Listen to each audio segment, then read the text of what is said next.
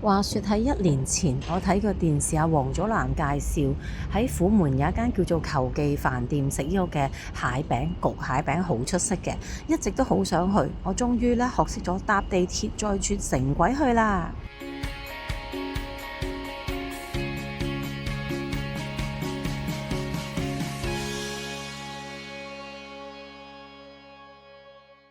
而家係2點40分，就由深圳灣口岸坐地鐵，睇下幾點鐘去到。簡單啦，後海站轉11號線。後海站11號線去碧頭，即係機場方向。去機場站轉車，3點09分我就嚟到機場站 Terminal 3 3號客運。3點11分到機場站。其實機場北嘅機場站，喺機場站一出閘咧，就會見到個指示牌寫住穗深城際。咁你跟住行就係㗎啦。掃咗卡出閘5個7，嚟到之後唔知再俾幾多錢咧？你睇下先。咁佢指示牌，你唔使驚蕩失路，就係咁。行得有啲遠，不過佢有晒依啲輔助你咯。其實佢叫做廣州深圳 Intercity， 即係駁深圳機場同埋廣州機場嘅，主要係佢叫 Airport Railway Station。長知識啊！而家先知，除咗可以去到虎門、廣州、長隆、琶洲，跟住可以直接去到順德北，然後去到佛山、肇慶。哇！原來坐去清遠啊！勁咧，好疏落㗎。我嚟到9個字先至有火車，然後鐵路123可以買，我嚟到自助機買唔到，所以咧好彩有人工幫我買飛。跟住我問佢：你手機都可以買嘅鐵路12306，咁我而家又學識咗啦。19蚊一程去，咁你一個人就咁樣坐抵啲咯。你3、4個人咧，直接深圳灣打車去坐1個鐘就應該仲抵。佢哋國內叫人工櫃台，即係有真人幫你買飛啦。咁買完飛之後，我打開我鐵路12306個 app 咧，就即刻見到我個記錄㗎啦，即係可以喺個手機度再改簽都得㗎啦。其實城際鐵路咧，你當佢高鐵咁樣坐法就得㗎啦，都係佢出發之前15分鐘先可以俾你入閘。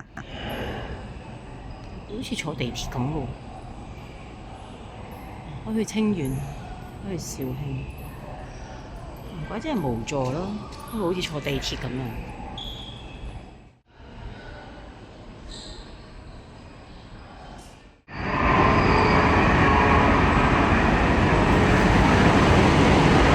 中間咁，高鐵原來又唔同咯。佢似我喺珠海坐去中山嗰啲。由深圳機場站坐到去虎門東站只係35分鐘。個站一出嚟有好多啲電單車，同埋有共享單車。個 call 車就喺呢度等。我喺城際鐵路站嘅出口打咗個滴滴去球記飯店，大約8至9分鐘啦，10蚊雞就去到門口㗎啦。呢啲滴滴司機好好人，哇！我已經去錯，俾張相佢睇，終於嚟到啦！就係見過黃祖藍都介紹，一定要嚟食啊！睇下個位先，打返張卡先啦。呢度冇乜冷氣。我而家5點鐘冇人同我爭，個豬肺湯賣晒啦，陰公，所以我飲冇晒豬肺湯，所以我試咗飲豬橫脷雞骨草。一個點解一定要嚟呢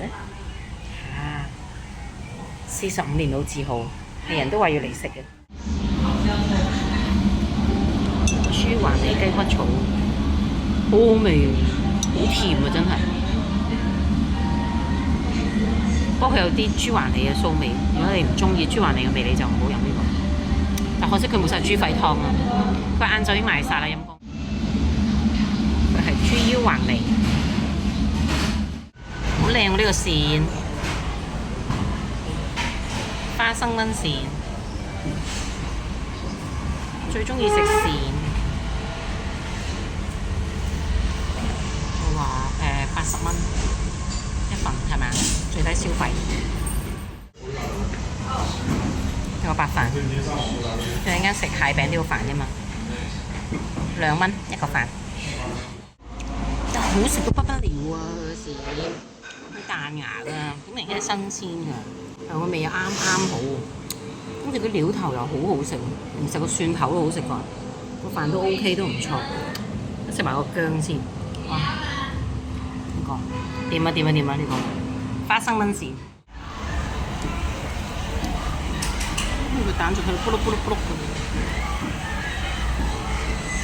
我見好多人介紹話一定要叫呢一份嘅焗蟹餅，所以我點都叫一叫嘅。咁就佢好特別嘅，因為佢有蛋啦。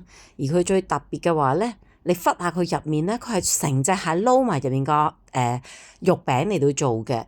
咁佢嗰個肉餅咧就係手剁嘅，就唔係我哋機餃咁樣嘅。你掘落去先見真章。成隻蟹，佢個鉗嗰啲煲埋落去，一齊整過呢個蟹餅。哇！真係睇見到美味。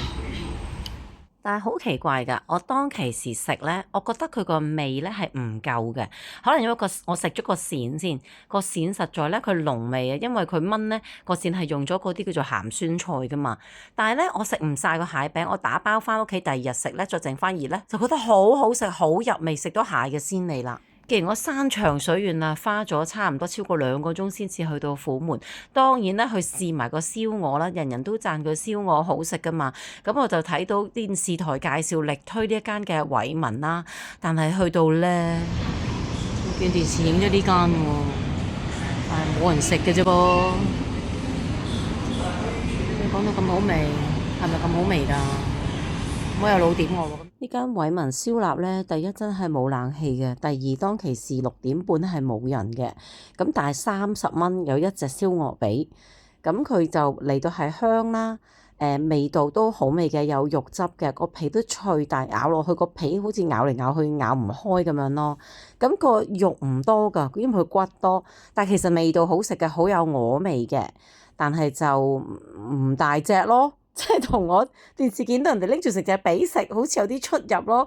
下次試過另一間先，因為有千萬間食燒鵝嘅，但係呢一間真係我覺得大家唔使嚟試啊！食完飯啦，呢度就係虎門東站嗰個城軌城際鐵路站，同頭先機場北個站差唔多，不過呢度暗啲咯，都係同一個出口，好似地鐵站咁樣嘅出口。咁我睇我搭返嚟。咁又過安檢，好容易揾嘅。咁又係而家我早到咗半個鐘，要等15分鐘先可以入檢票站。好，今日我呢個嘅新體驗又完成咗啦。如果大家有興趣試下坐呢一個嘅穗深城軌嘅話，咁你都試下跟下我呢個方法坐去虎門食好嘢啦。拜拜，記得俾個 like 我喎。